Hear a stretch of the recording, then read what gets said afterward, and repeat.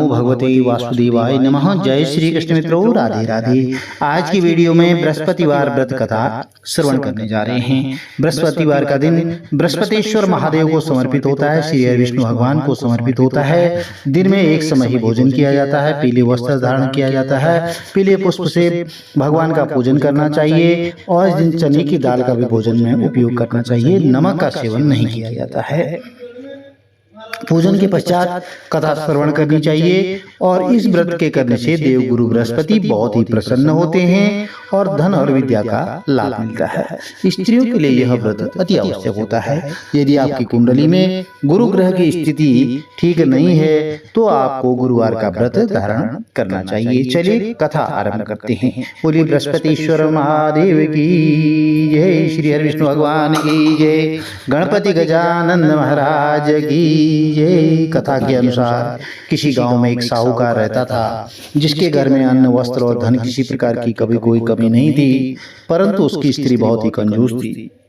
किसी भी भिक्षार्थी को कुछ नहीं देती, सारे दिन घर के कामकाज में लगी रहती थी। एक समय एक साधु महात्मा बृहस्पतिवार के दिन उसके द्वार पर आए और भिक्षा की याचना करने लगी तो स्त्री उस समय घर के आंगन की लिपाई कर रही थी। इस कारण से साधु महाराज से कहने लगे कि महाराज, इस समय तो मैं घर को लीप रही हूँ, आपको कुछ नहीं दे सकती, फिर किसी अवकाश के समय आना। तो साधु महात्मा खाली हाथ चले गए। कुछ दिन के बाद वही साधु महाराज फिर आए, उसी तरह से भिक्षा मांगी तो साहूकार ने उस लड़के को खिला रही थी और कहने लगे कि महाराज, मैं क्या करूं, अवकाश नहीं, इसकी भिक्षा आपको नहीं दे सकती। तीसरी बार फिर महात्मा आए, उसने उन्हें उसी तरह टालना चाहा, लेकिन महात्मा जी कहने लगे कि यदि तुमको बिल्कुल ही अवकाश हो जाए तो क्या तुम मुझको भिक्षा दोगी? तो साहूकार ने कहने लगी, अरे हाँ महाराज, यदि ऐसा हो जाए तो आपकी बहुत बड़ी कृपा होगी। साधु महात्मा जी कहने लगे कि अच्छा, मैं तुम्हें एक उपाय बताता हूँ। तुम प्रत्येक बृहस्पतिवार को दिन चढ़ने पर उठना, सारे घर में झाड़ू लगा करके कूड़ा एक कोने में जमा करके रख देना। घर में चौका इत्यादि कभी मत लगाना, बहुत देर बाद लगाना। और फिर स्नान आदि करने के बाद घर वालों से कह देना कि सब लोग हजामत बनाएं, दाढ़ी बनवाएं, बाल कटवाएं और रसोई बनाकर के चूल्हे के पीछे रख दिया करना, सामने कभी मत रखना। सायंकाल को बहुत अंधेरा होने के बाद दीपक जलाया करना और बृहस्पतिवार को कभी भी पीले वस्त्र धारण मत करना, न ही पीले रंग की चीजों का सेवन करना। यदि तुम ऐसा करोगी तो तुम्हारे को घर का कोई काम नहीं करना पड़ेगा। तो साहूकार ने ऐसा ही किया। अब वह बृहस्पतिवार को दिन चढ़े उठने लगी, झाड़ू लगाकर कूड़े को घर में जमा करने लगी। सब पुरुषों ने हजामत बनवाई, बाल कटवाई और भोजन बना करके चूल्हे के पीछे रखा जाने लगा। अब वह ऐसा जो है बृहस्पतिवार को करती रही। अब कुछ काल के बाद उसके घर में खाने को दाना तक नहीं रहा और वह परेशान हो गई। अब थोड़े दिन बाद फिर वह महात्मा आ गई और भिक्षा मांगने लगे, परंतु शैतानी ने कहा कि महाराज, मेरे घर में अब खाने को अन्न का दाना तक नहीं है, आपको मैं क्या दे सकती हूँ? तब महात्मा ने कहा, जब तुम्हारे घर में सब कुछ था तब भी तुम कुछ नहीं देती थी, अब पूरा अवकाश है तब भी तुम कुछ नहीं दे रही हो, तो तुम क्या चाहती हो वह कहो। तो शैतानी ने हाथ जोड़ करके प्रार्थना की, महाराज अब कोई ऐसा उपाय बताओ कि मेरा पहले जैसा घर धन धान्य से भर जाए और अब मैं प्रतिज्ञा करती हूँ कि अवश्य मैं जैसा आप कहेंगे मैं वैसा ही करूंगी। तो तब महात्मा जी ने कहा, बृहस्पतिवार को प्रातः काल उठ करके स्नान आदि से निवृत्त होकर घर को गाय के गोबर से लीपना, घर के पुरुष हजामत न बनवाएं, भूखों को जो है उस दिन अन्न जल देती रहा करो, ठीक सायंकाल दीप जलाना। और यदि तुम ऐसा करोगी तो तुम्हारी सब मनोकामनाएं भगवान बृहस्पति देव की कृपा से पूर्ण होंगी। और शैतानी ने ऐसा ही किया और उसके घर में धन धान्य वैसा ही हो गया जैसा कि पहले था। तो प्रिय बंधुओं, इस तरह जो भगवान बृहस्पति देव की कथा सुनते हैं उनके मनोरथ अवश्य पूर्ण होते हैं और वह जो है भगवान बृहस्पति देव की कृपा से, श्री विष्णु भगवान की कृपा से अनेक प्रकार के सुख भोग करके अंत काल तक जो है वह वैकुंठ धाम को जाते हैं। चलिए एक अन्य कथा आरंभ करते हैं। बोलिए श्री हरि विष्णु भगवान की जय, बृहस्पतिश्वर महादेव की जय। एक दिन इंद्र बड़े अहंकार से अपने सिंहासन पर बैठे थे और बहुत से देवता, ऋषि, गंधर्व, किन्नर आदि सभा में उपस्थित थे। जिस समय बृहस्पति देव वहां पर आए तो सब के सब उनके सम्मान के लिए खड़े हो गए और इंद्र गर्व के मारे खड़ा ही नहीं हुआ। यद्यपि वह सदैव उनका आदर किया करता था। बृहस्पति जी अपना अनादर समझते हुए वहां से उठकर चले गए।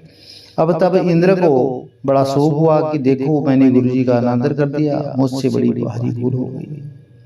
गुरु जी के आशीर्वाद से मुझको यह वैभव मिला है और उनके क्रोध से यह सब नष्ट हो जाएगा, इसलिए उनके पास जाकर के उनसे क्षमा मांगनी चाहिए, जिससे उनका क्रोध शांत हो जाए और मेरा कल्याण हो। ऐसा विचार करके इंद्र उनके स्थान पर गए। अब जब बृहस्पति जी ने अपने योग बल से यह जान लिया कि इंद्र क्षमा मांगने के लिए यहाँ पर आ रहा है, तब वह क्रोधवश उससे भेंट करना उचित न समझकर अंतर्ध्यान हो गई। और जब इंद्र ने बृहस्पति देव को घर पर नहीं देखा तो निराश होकर लौट आई। और जब दैत्यों के राजा वृषवर्मा को यह समाचार विदित हुआ तो उसने अपने गुरु शुक्राचार्य की आज्ञा से इंद्रपुरी को चारों तरफ से घेर लिया।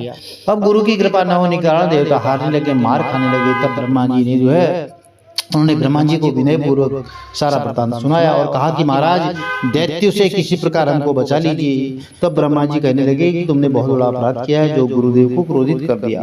अब तुम्हारा कल्याण इसी में है कि तुम जो है त्वष्टा ब्राह्मण का पुत्र विश्वरूपा बहुत बड़ा तपस्वी है और ज्ञानी भी है, उसे तुम अपना पुरोहित बना लो तो तुम्हारा इसमें कल्याण हो सकता है। यह वचन सुनते ही इंद्र त्वष्टा ऋषि के पास गए और बड़े विनीत भाव से त्वष्टा से कहने लगे कि आप हमारे पुरोहित बनिए जिससे हमारा कल्याण हो सके।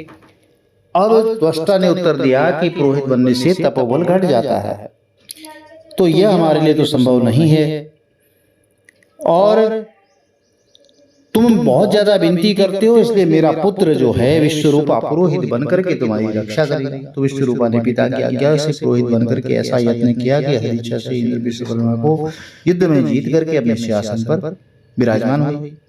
अब विश्वरूपा के 3 मुख थे। एक मुख से तो वह सोमवल्ली लता का रस निकाल करके पीते थे और दूसरे मुख से वह मदिरा पीते और तीसरे मुख से अन्न आदि भोजन ग्रहण करते। अब इंद्र ने कुछ दिनों के उपरांत कहा कि मैं आपकी कृपा से यज्ञ करना चाहता हूँ। और जब विश्वरूपा की आज्ञा के अनुसार यज्ञ आरंभ हो गया तब एक दैत्य ने विश्वरूपा से कहा कि तुम्हारी माता दैत्य की कन्या है, इस कारण हमारे कल्याण के निमित्त एक आहुति दैत्यों के नाम पर भी दे दिया करो तो अति उत्तम बात है। अब विश्वरूपा उस दैत्य का कहा मान करके आहुति देते समय दैत्य नाम भी धीरे से कहने लगा। अब इसी कारण यज्ञ करने से देवताओं का तेज नहीं बढ़ा। अब इंद्र ने यह वृत्तांत जानते ही क्रोधित होकर के विश्वरूपा के 3 सिर काट दिए। मद्यपान करने से भंवरा हो गया, सोमवल्ली पीने वाले से कबूतर बन गया और अन्न खाने वाले मुख से तीतर बन गया। अब विश्वरूपा के मरते ही इंद्र का जो स्वरूप था वह ब्रह्म हत्या के प्रभाव से बदल गया। अब देवताओं के 1 वर्ष पश्चाताप तक करने पर भी वह जो है ब्रह्म हत्या का पाप नहीं छूट पाया। तो सब देवताओं ने प्रार्थना की पर ब्रह्मा जी बृहस्पति सहित वहां पहुंचे और उस ब्रह्म हत्या के 4 भाग किए गए। उनमें से 1 भाग पृथ्वी को दिया गया। इसी कारण से कहीं कहीं पर धरती ऊंची नीची और बीज बोने के लायक भी नहीं होती। और साथ ही ब्रह्मा जी ने यह वरदान दिया कि जहां पृथ्वी में गड्ढा होगा कुछ समय पा करके वह स्वयं भर जाएगा। और दूसरा भाग वृक्षों को दिया कि उसमें से गोंद बनकर बहता रहता है। इसी वजह से जो गूगल है उसके अलावा सारे गोंद को अशुद्ध माना जाता है, अशुद्ध माना जाता है, इसीलिए कोई पूजा पाठ में भी उसका उपयोग नहीं होता। और वृक्षों को ऊपर से यह वरदान दिया कि सूख जाने पर भी वह उनकी जड़ फिर से फूट जाएगी। तीसरा भाग स्त्रियों को दिया। इसी कारण से स्त्रियां हर महीने रजस्वला होकर के पहले दिन चंडालिनी, दूसरे ब्रह्मगात्री, तीसरे दिन धोबिन के समान रहकर चौथे दिन वह शुद्ध मानी जाती है। और संतान प्राप्ति का उनको वरदान दिया। अब चौथा भाग जल को दिया जिससे फैन शैवाल आदि जल के ऊपर आ जाती हैं। तो जल को यह भी वरदान मिला कि जिस भी चीज में डाला जाएगा वह बोझ में बढ़ जाएगी। इसी प्रकार इंद्र को ब्रह्म हत्या के पाप से मुक्त किया गया। प्रिय बंधु, जो मनुष्य इस कथा को पढ़ता है या श्रवण करता है या किसी को सुनाता है उसके सब पाप देवगुरु बृहस्पति महाराज की कृपा से नष्ट हो जाते हैं। बोलिए बृहस्पतिश्वर महादेव की जय, श्री हरिविष्णु भगवान की जय। कथा के पश्चात बृहस्पति देव की आरती जरूर श्रवण करनी चाहिए। चलिए आरती आरंभ करते हैं। ओम जय बृहस्पति देवा स्वामी जय बृहस्पति देवा। छिन छिन भोग लगाऊं, छिन छिन भोग लगाऊं, कदली फल मेवा। ओम जय बृहस्पति देवा। तुम पूर्ण परमात्मा तुम अंतर्यामी, स्वामी तुम अंतर्यामी।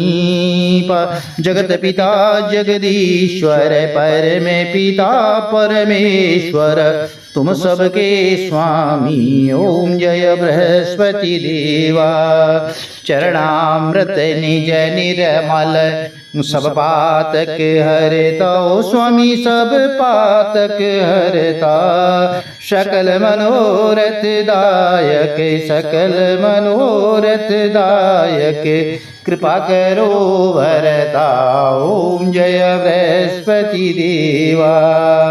तन मन धन अर्पण करे जो जन शरण पड़े, स्वामी जो जन शरण पड़े। प्रभु प्रकट तब हो कर, प्रभु प्रकट तब हो कर, आकर द्वार खड़े। ओम जय बृहस्पति देवा। दीन दयाल दयानिधि भक्तन हितकारी, स्वामी भक्तन हितकारी। पाप दोष सब हरता भवंदन हारी। ओम जय बृहस्पति देवा।